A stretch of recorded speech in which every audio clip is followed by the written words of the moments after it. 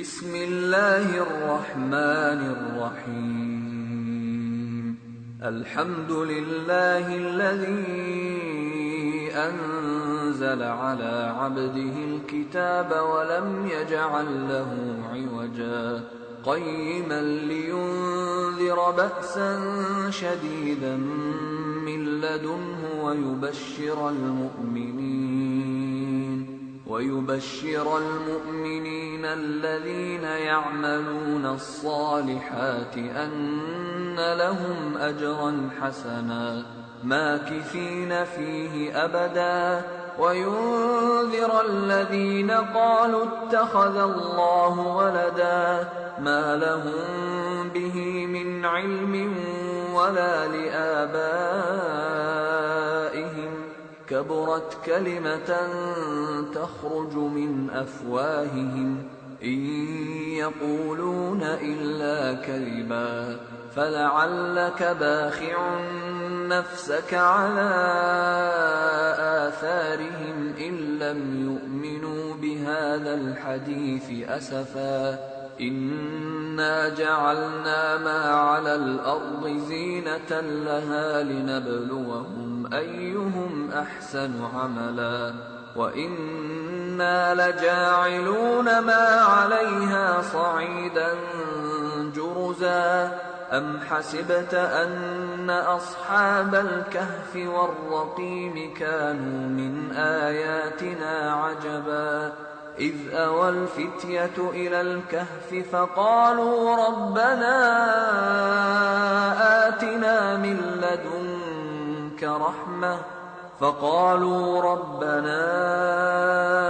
آتنا من لدنك رحمة وهيئ لنا من أمرنا رشدا فضربنا على آذانهم في الكهف سنين عددا ثم بعثناهم لنعلم أي الحزبين أحصى لما لبثوا أمدا نحن نقص عليك نبأهم بالحق إنهم فتية آمنوا بربهم وزدناهم هدى وربطنا على قلوبهم إذ قاموا فقالوا ربنا رب السماوات والأرض لن ندعو من دونه إلها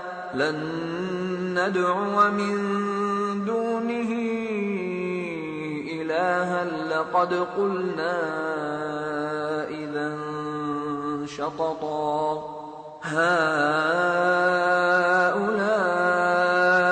قومنا اتخذوا من دونه آلهة لولا يأتون عليهم بسلطان بين فمن أظلم ممن افترى على الله كذبا وإذ اعتزلتموهم وما يعبدون إلا الله فأووا إلى الكهف ينشر لكم ربكم من رحمته ويهيئ لكم من أمركم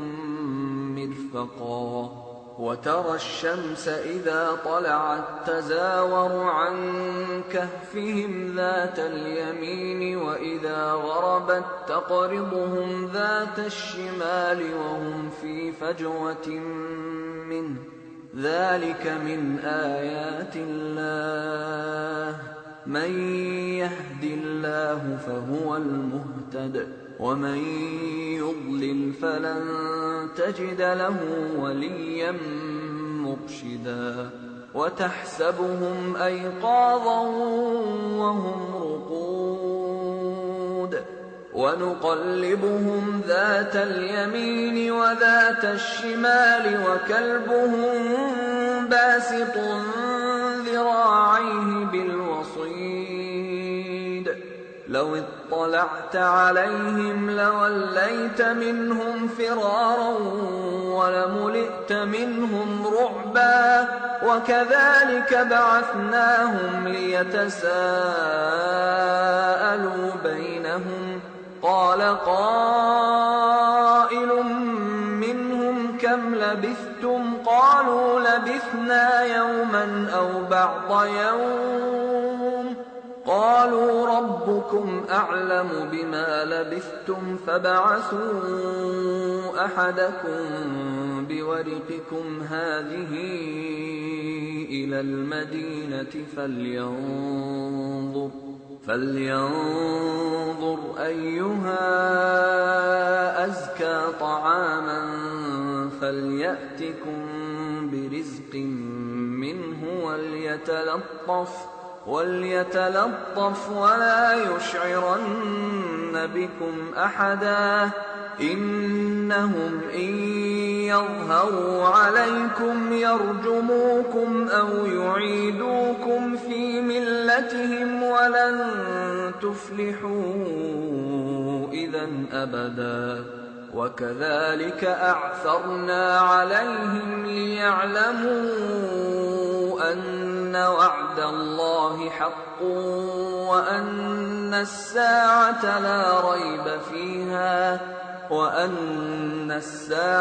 لا ريب فيها إذ يتنازعون بينهم أمرهم فقالوا ابنوا عليهم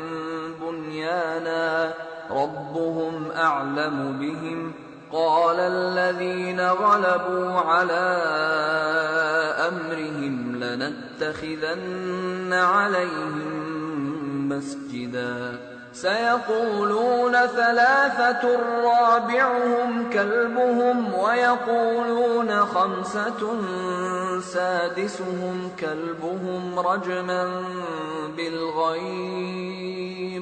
ويقولون سبعة وثامنهم كلبهم قل ربي أعلم بعدتهم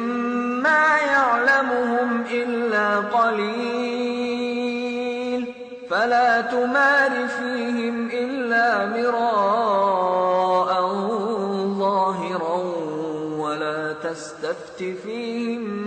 منهم أحدا ولا تقولن لشيء إني فاعل ذلك غدا إلا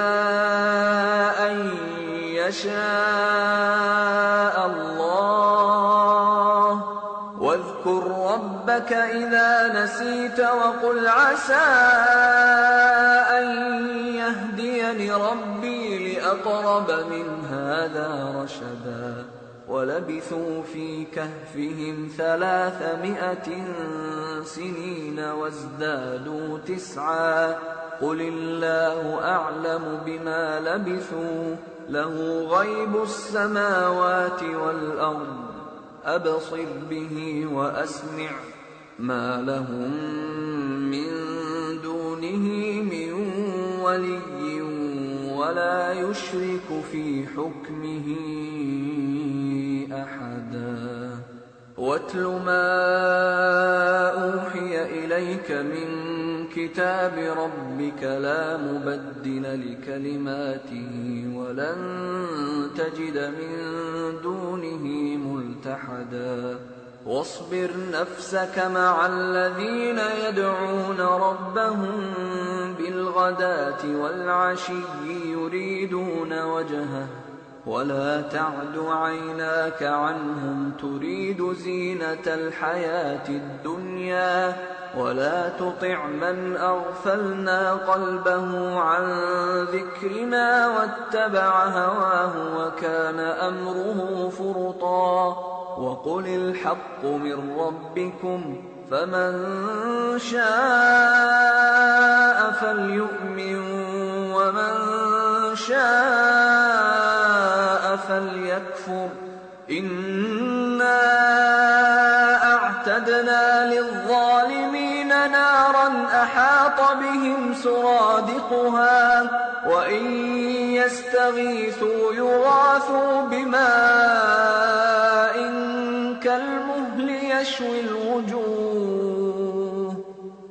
بئس الشراب وساءت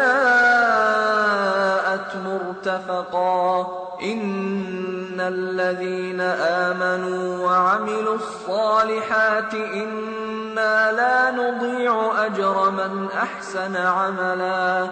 أولئك لهم جنات عدن تجري من تحتهم الأنهار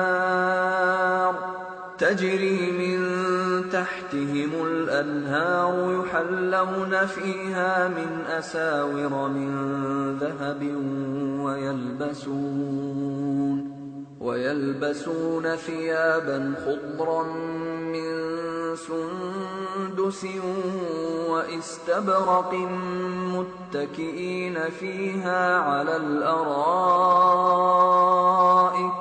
نعم الثواب وحسنت مرتفقا واضرب لهم مثلا الرجلين جعلنا لأحدهما جنتين من أعناب وحففناهما بنخل وجعلنا بينهما زرعا كلتا الجنتين آتت أكلها ولم تظلم منه شيئا وفجرنا خلالهما نهرا وكان له ثمر فقال لصاحبه وهو يحاوره أنا أكثر منك مالا وأعز نفرا ودخل جنته وهو ظالم لنفسه قال ما أظن أن تبيد هذه أبدا وما أظن الساعة قائمة ولئن رددت إلى ربي لأجدن خيرا منها منقلبا قال له صاحبه وهو يحاوره أكفرت بالذي خلقك من تراب ثم من نطفة ثم سواك رجلا لكن هو الله ربي ولا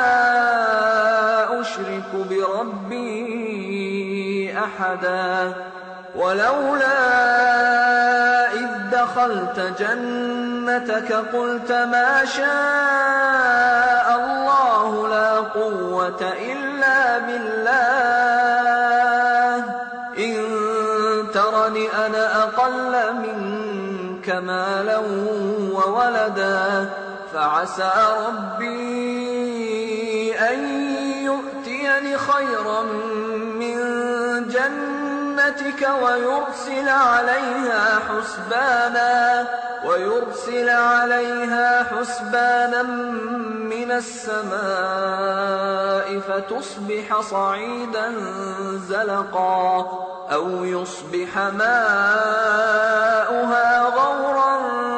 فلن تستطيع له طلبا وأحيط بثمره فأصبح يقلب كفيه على ما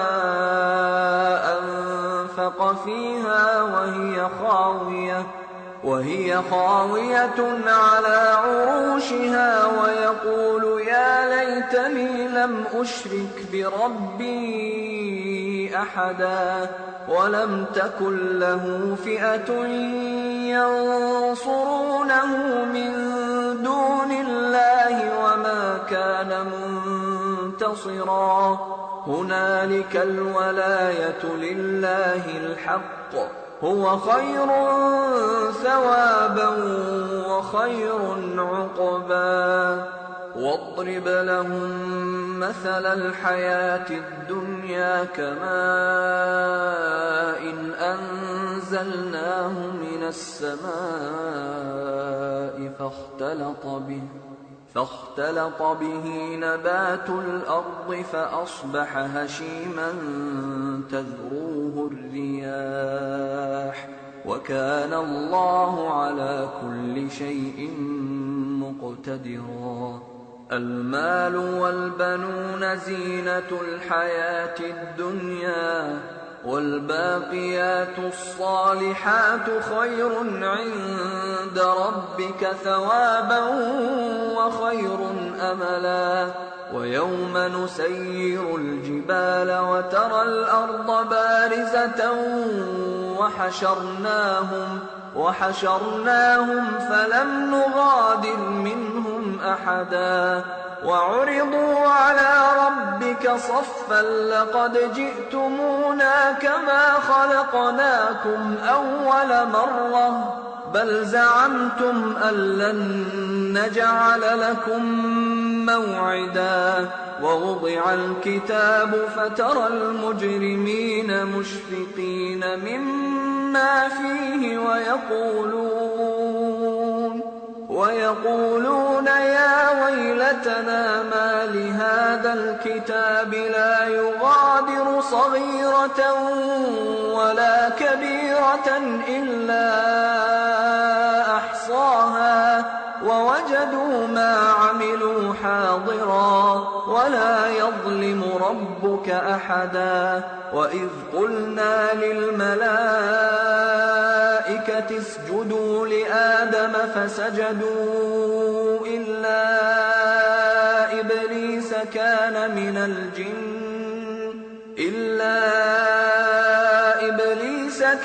من الجن ففسق عن أمر ربه أفتتخذونه وذريته أولياء من دوني وهم لكم عدو بئس للظالمين بدلا. ما أشهدتهم خلق السماوات والأرض ولا خلق أنفسهم وما كنت متخذ المضلين عضدا. ويوم يقول نادوا شركائي الذين زعمتم فدعوهم فلم يستجيبوا لهم وجعلنا بينهم موبقا. ورأى المجرمون النار فظنوا أنهم مواقعوها ولم يجدوا عنها مصرفا. ولقد صرفنا في هذا القرآن للناس من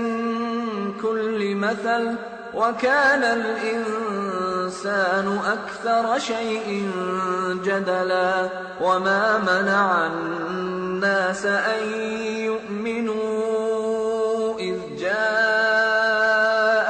الهدى ويستغفروا ربهم إلا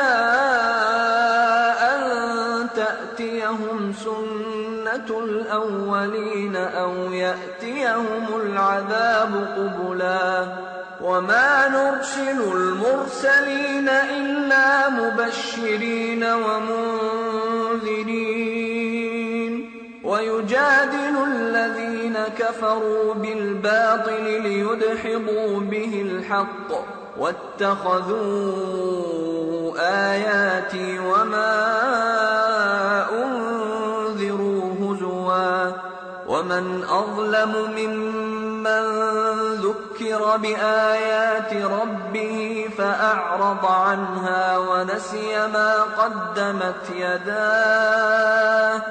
إنا جعلنا على قلوبهم أكنة أن يفقهوه وفي آذانهم وقرا وإن تدعهم إلى الهدى فلن يهتدوا إذا أبدا. وربك الغفور ذو الرحمة لو يؤاخذهم بما كسبوا لعجل لهم العذاب بل لهم موعد لن يجدوا من دونه موئلا. وتلك القرى أهلكناهم لما ظلموا وجعلنا لمهلكهم موعدا وإذ قال موسى لفتاه لا أبرح حتى أبلغ مجمع البحرين أو أمضي حقبا فلما بلغا مجمع بينهما نسيا حوتهما فاتخذ سبيله في البحر سربا فلما جاوزا قال لفتاه آتنا غداءنا لقد لقينا من سفرنا هذا نصبا قال أرأيت إذ أوينا إلى الصخرة فإني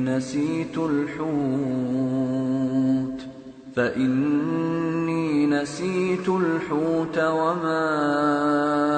أنسانيه إلا الشيطان أن أذكره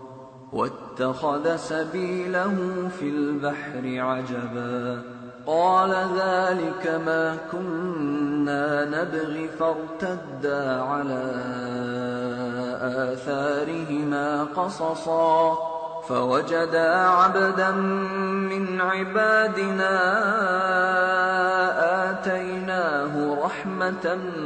من عندنا وعلمناه من لدنا علما قال له موسى هل أتبعك على أن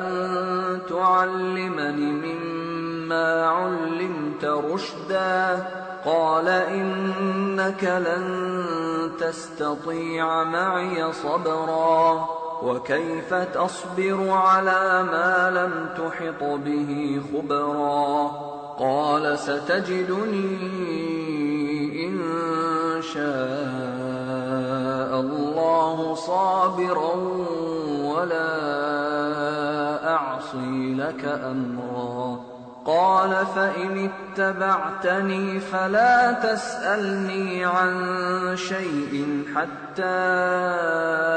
أحدث لك منه ذكرا فانطلقا حتى إذا ركبا في السفينة خرقها قال أخرقتها لتغرق أهلها لقد جئت شيئا إمرا قال ألم أقل إنك لن تستطيع معي صبرا قال لا تؤاخذني بما نسيت ولا ترهقني من أمري عسرا فانطلقا حتى إذا لقيا غلاما فقتله قال أقتلت نفسا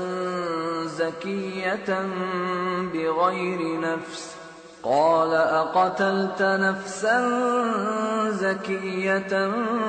بغير نفس لقد جئت شيئا نكرا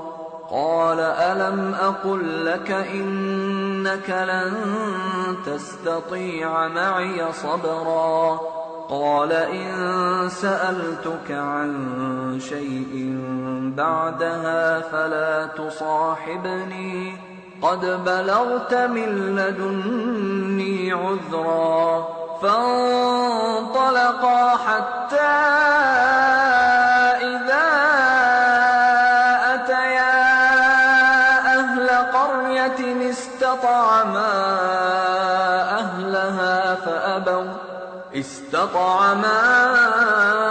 أهلها فأبوا أن يضيفوهما فوجدا فيها جدارا يريد أن ينقض فأقامه قال لو شئت لاتخذت عليه أجرا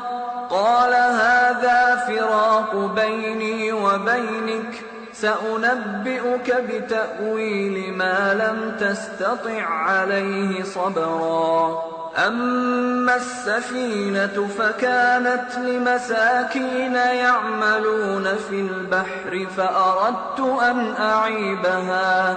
فأردت أن أعيبها وكان وراءهم ملك يأخذ كل سفينة غصبا. وأما الغلام فكان أبواه مؤمنين فخشينا أن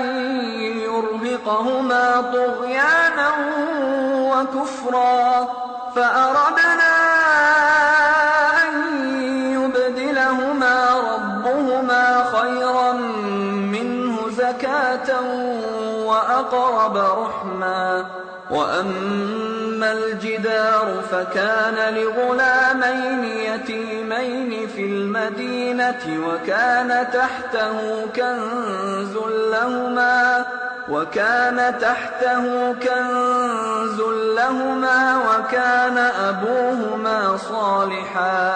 وكان أبوهما صالحا فأراد ربك أن يبلغا أشدهما ويستخرجا كنزهما رحمة من ربك وما فعلته عن أمري ذلك تأويل ما لم تسطع عليه صبرا. ويسألونك عن ذي القرنين قل سأتلو عليكم منه ذكرا. إنا مكنا له في الأرض وآتيناه من كل شيء سببا فأتبع سببا حتى إذا بلغ مغرب الشمس وجدها تغرب في عين حمئة ووجد عندها قوما قلنا يا ذا القرنين إما أن تعذب وإما أن تتخذ فيهم حسنا. قال أما من ظلم فسوف نعذبه ثم يرد إلى ربه فيعذبه عذابا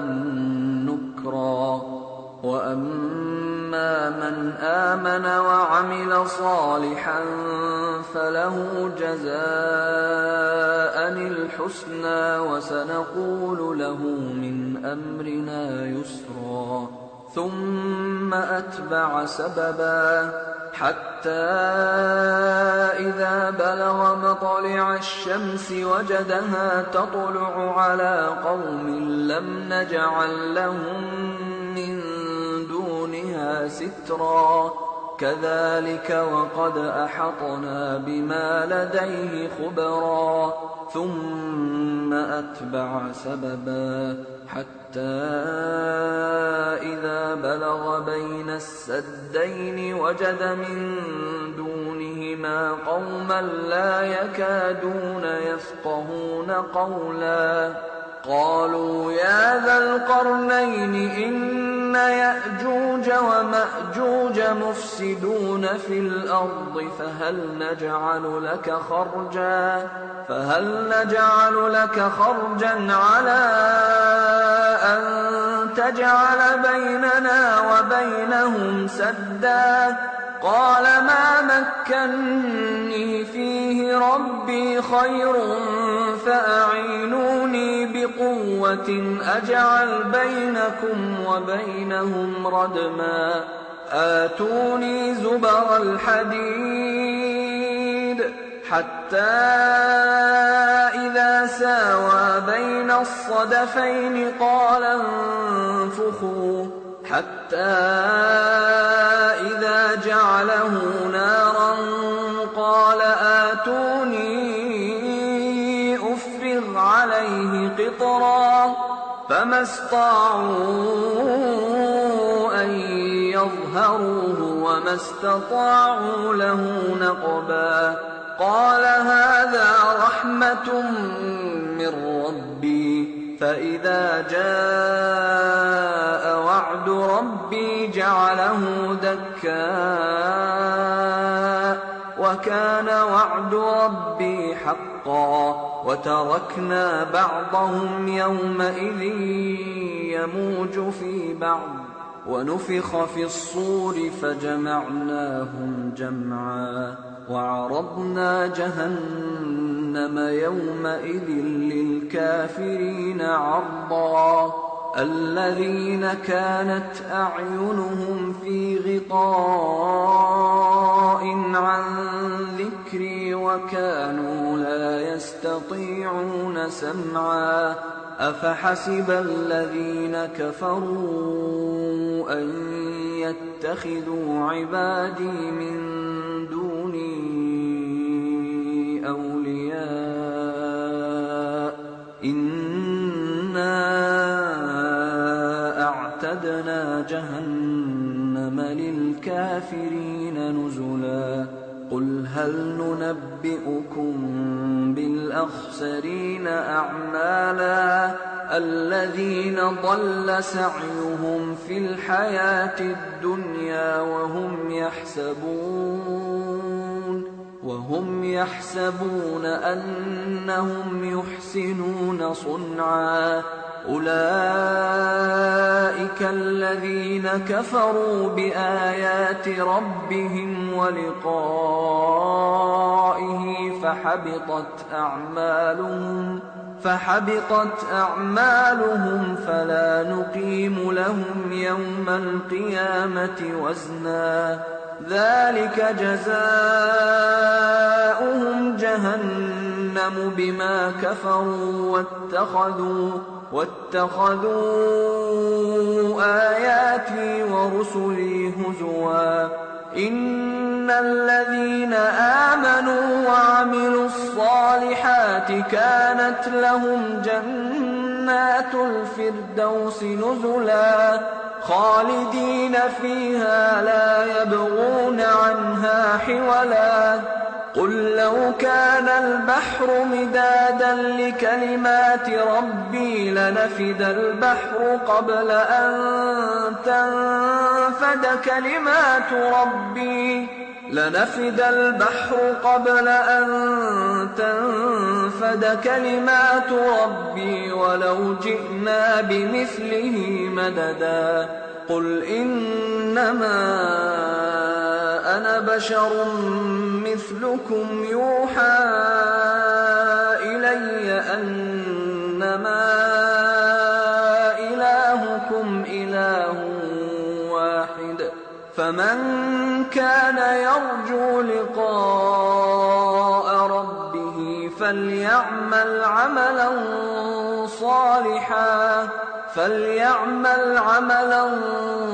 صالحا ولا يشرك بعبادة ربه أحدا.